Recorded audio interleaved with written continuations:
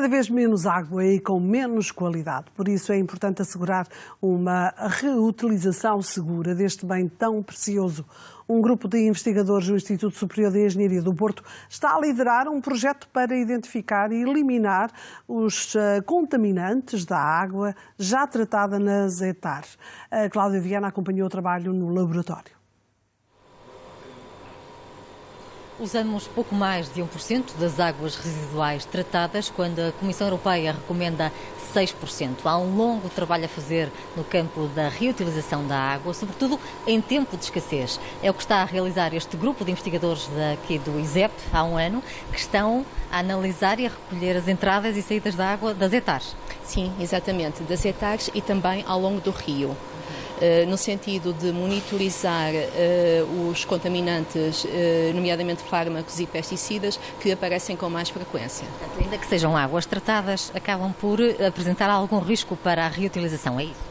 Sim, regra geral, não é que as hectares, portanto as estações de tratamento de águas residuais, não é que não façam aquilo que devem fazer, logicamente que façam, mas de facto o que se verifica é que grande parte dos tratamentos que são efetuados nas hectares não permitem a remoção completa e eficaz de determinado tipo de contaminantes. E, portanto, o nosso objetivo neste projeto é desenvolver de um modo perfeitamente abrangente, multidisciplinar e integrado, desenvolver tecnologias de tratamento que permitam a remoção destes contaminantes em águas residuais das hectares, de modo a que elas possam ser reutilizadas em agricultura.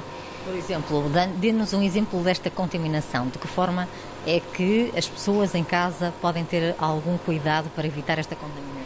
Nomeadamente a nível dos fármacos. Hoje em dia, penso que grande parte da população já, quando acabam de tomar um medicamento e ainda sobra algum, penso que já terá o cuidado de ir devolver o resto às farmácias, mas há população que ainda não faz isso e mesmo que as pessoas o façam, de facto o que se verifica é que nós quando ingerimos um medicamento, por vezes não o processamos, o nosso organismo não metaboliza completamente e então nas nossas excreções, digamos assim, ainda sai algum desse medicamento, que portanto vai depois para as hectares e se estas não conseguirem removê-lo, depois acaba por entrar novamente no ciclo da água e promover contaminações bastante, muito mais ajusante.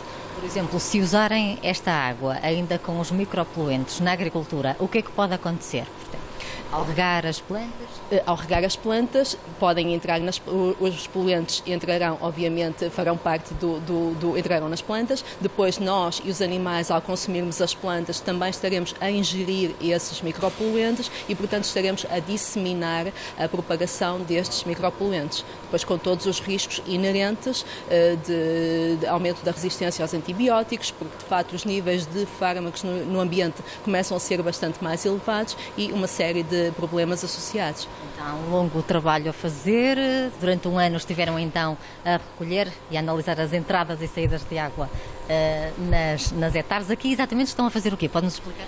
Neste caso nós estamos a desenvolver sensores que nos facilitam, ou nós aí no futuro nas hectares, facilita a análise dos compostos utilizando métodos muito mais simples que, pronto, como pode ver, tem tamanho reduzido em comparação com os outros equipamentos, são mais fáceis de utilizar, são mais baratos. Em princípio, qualquer pessoa pode utilizar os sensores para este efeito e assim simplificamos a maneira de chegarmos aos resultados que nos interessam. Portanto, isto permite também uma análise mais eficiente e mais rápida? Sim, mais sensível, mais seletivo, claro, como já referiu, rápido e mais barato, obviamente, porque estes equipamentos são relativamente baratos em comparação com os métodos de referência. E depois, numa segunda fase, nós vamos tentar transpor este sensor que desenvolvemos para outra plataforma. Isto é, outro tipo de material de base, que seja mais facilmente eliminado, porque também temos que pensar no ambiente, neste caso, e reduzir o impacto ambiental do próprio método.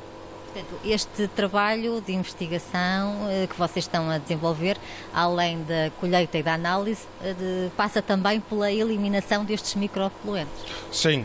Isto já é outra vertente do projeto em que, nós queremos que os compostos não aparecem no ambiente, obviamente, e para isto temos que fazer outros tratamentos. Isto já não é a parte de sensores, mas esta é a parte de uma outra área que é o tratamento da água em si, utilizando métodos também alternativos que sejam mais eficientes e mais baratos.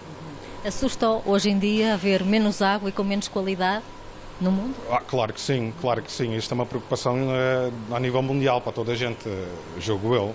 Há muito a fazer nesta área. Sim. Esta área de investigação é uma área emergente. Há muita gente a trabalhar nisto e nós conseguimos também um projeto nesta área para tentarmos ajudar na solução deste problema. E na prevenção também, imagino. Claro, na prevenção já é diferente porque isto depende também um bocado da população e das pessoas.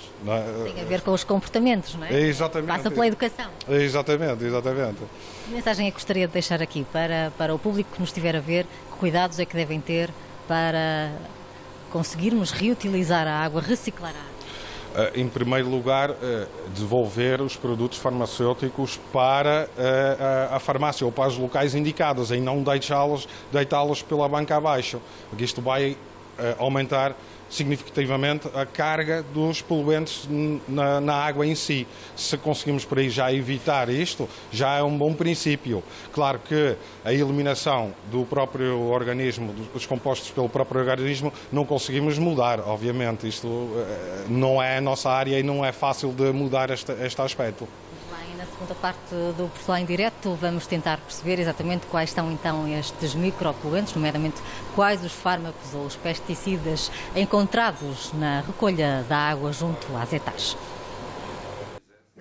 Regressamos ao laboratório do Instituto Superior de Engenharia do Porto para sabermos mais sobre o projeto de reutilização segura da água, nomeadamente na agricultura. Os investigadores identificaram fármacos e pesticidas nas águas já tratadas que serão depois eliminados, como nos conta a Cláudia Viana. Antes de tratar, é preciso verificar a existência destes poluentes. Isso faz através de um equipamento chamado cromatografia. Há a líquida, a gasosa, é o que estamos a ver aqui neste laboratório, que vai identificar e quantificar estes poluentes. Exatamente. Nós aqui no nosso laboratório temos, portanto, como disse, esses equipamentos de cromatografia. São equipamentos relativamente sofisticados e que requeriram um investimento elevado, não é? Mas que nos permitem analisar, então, estes micropoluentes, que são o objeto de estudo do nosso projeto, e então estamos a falar de compostos farmacêuticos e também de alguns pesticidas. Entre os dois tipos de equipamentos que tiveram a oportunidade de ver, nós conseguimos analisar cerca de 100 compostos diferentes, portanto temos uma capacidade instalada elevada. Portanto, estes micropoluentes são de utilização diária, não é? Portanto, nós utilizamos compostos farmacêuticos, os pesticidas são utilizados na agricultura, são efetivamente compostos benéficos, não é? Que melhoram a nossa qualidade de vida, mas aos quais nós temos também alguns riscos associados. De facto, após a sua utilização, estes compostos acabam por aparecer no meio ambiente, eles vão aparecer em quantidades que são quantidades muito pequeninas e, portanto, daí serem difíceis de analisar. Mas ainda que essas quantidades sejam pequenas, elas representam um risco essencialmente para os seres vivos aquáticos, podendo depois, eventualmente, até ter riscos a outros níveis. E, portanto, o objetivo aqui do nosso projeto, numa das suas vertentes, é conhecer as quantidades destes compostos que existem nas amostras que recolhemos, quer na estação de tratamento de águas residuais, que estão incluídas no nosso projeto, e no rio, que neste caso é no Rio Lixo, que também, portanto, estamos a estudar.